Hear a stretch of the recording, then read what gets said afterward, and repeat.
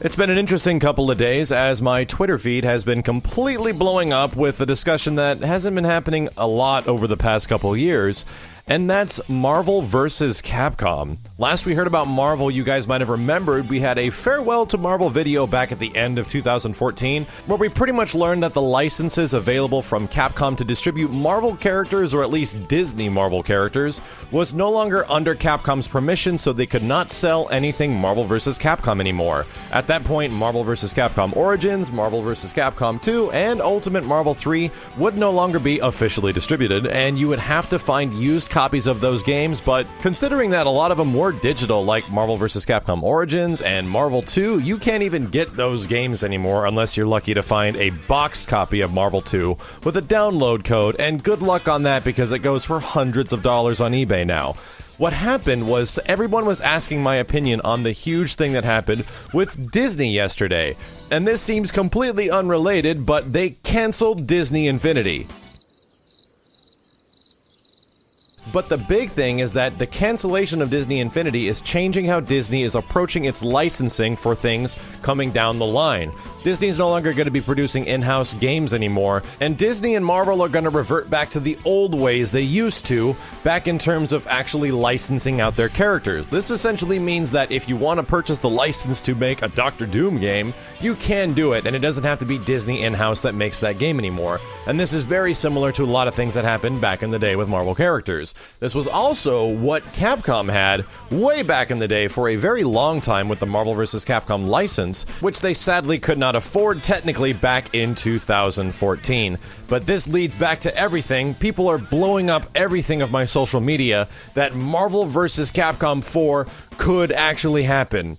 And sure, technically it could happen. A lot of things could happen. Freaking Nintendo vs. Capcom has a possibility, and wow, Ono actually even talked about Nintendo vs. Capcom recently, how he would like to do that. But Marvel vs. Capcom 4 is in a similar horizon right now.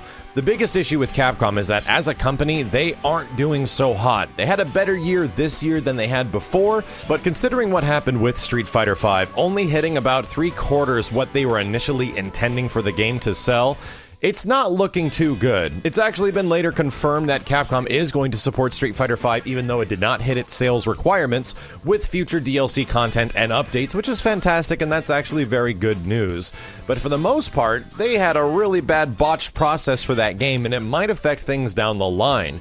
Because after Street Fighter V, you really have to think about what Capcom is thinking about in terms of fighting games. Let's look at Marvel vs. Capcom series. We're kind of talking about the overall potential of a Marvel vs. Capcom 4, and would it be worth it?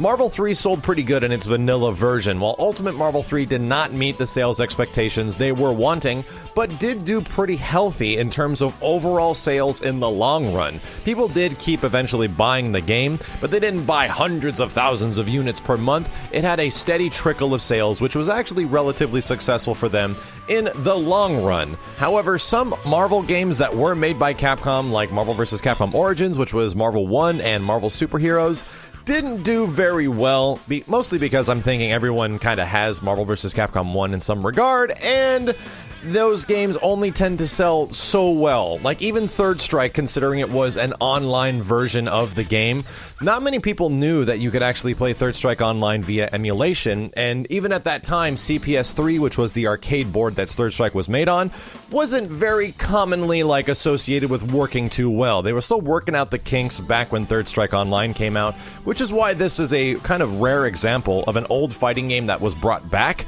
that was pretty damn good and was received very well and did good stuff for Capcom, while another game that was not emulated very well at all and was very difficult to acquire, even on its original release on PlayStation 2 and the Dreamcast, was Marvel vs. Capcom 2. Marvel 2, in its HD version that came out on the PS3 and the Xbox 360, sold nearly 2 million units, which is crazy for a game that was that damn old. Now, of course, that game was insanely popular. Everyone knows Marvel 2 as being this huge legacy title, but an HD remake for a game that probably cost a tenth of the amount that they made in sales for it was astounding. And you have to think that actually went into the original negotiations for Marvel 3. Right now, there's a lot of conflicting kind of like arguments that could happen here. There's a lot of past success with Marvel vs. Capcom, and they can be like, yeah, we're gonna jump back in and spend a whole bunch of money on licensing fees for all these damn characters. But one of the bigger things you have to think back on with the Marvel vs. Capcom 3 game is that it had a ton of characters adapted and tied from the Avengers universe and kind of scripted around a lot of future movies that would be coming out from Marvel. If anything, Avengers 2 has come out since then, and now there's another bigger title that's coming out down the line, which is like the giant, Thanos saga that's happening with Marvel and its cinematic universe, and the eventual Avengers 3, which is way down the line. I'm thinking if there's going to be a possibility of Marvel vs. Capcom 4 and Marvel once again wanting to rekindle a little bit of that hardcore audience with licenses, and Capcom sees a possibility there as well, then that would be it. That would be the ultimate tie-in, because even back in the day with the old Marvel games, they were tied into the old X-Men comics. There was a reason that they wanted people that were playing video games to know about their comic books and hopefully identify with some of these characters and go pick something up. It's a one-to-one relationship because they're splitting the profits for this stuff because it's half Capcom characters, half Marvel, and right now, sure, I see there being a chance for this to happen, but not anytime soon. If anything, we just saw the fact that the licensing agreements just opened up once again from Disney, so it's going to be a while, guys. I know all of you are super excited about a potential Marvel vs. Capcom 4, and I honestly think the chance of this even happening is probably less than 25% at this point. But if there is the best chance possible, it's going to be later down the line with an Avengers movie that makes sense for it to promote, and at that point, just potentially, there could be a Marvel vs. Capcom 4. But you know what? Hey, I'm a little bit more excited for something else that could happen, which doesn't involve ridiculous crossovers where you have to worry so much about character appearances and licensing fees and all the crazy paperwork mumbo-jumbo. And how about they just make a Capcom vs. Capcom game? Capcom All-Stars, we've been wanting it for so damn long. Please let that happen before Marvel vs. Capcom 4, and do not tell me for 1 second that Capcom Fighting Jam was a Capcom All-Stars game. No, it technically was, but it wasn't. I mean, it kind of was. Don't use that as reference, please. Thank you dudes very much for watching. My name is Max, and I'll see you next time.